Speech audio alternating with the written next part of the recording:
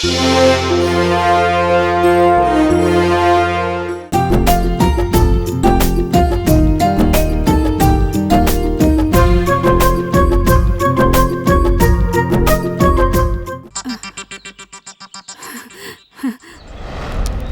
राम समधन।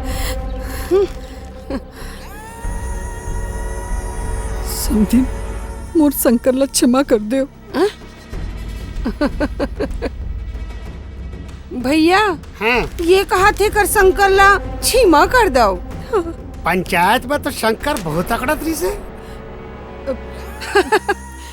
बहनी के माया माँ गलती हो गई समझे। मैं तो पाप पड़ा तो समझे मोर शंकर ला छुड़ा दे। मैं तो पाप पड़ा तो अरे ये क्या करा था।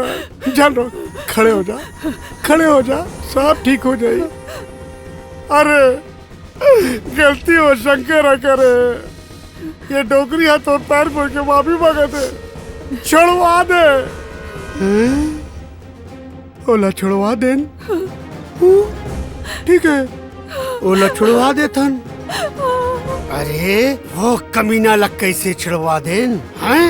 अरे भुइया में रेंगैया चीटी के अतेक हिम्मत जैन भरे पंचायत में मोर भाई के ऊपर हाथ उठाए हैं, ओकर फजीहत करे है। ओला ओला तो मैं चीटी जैसे मसल दूं। हाँ हाथी ले टकरा है वो।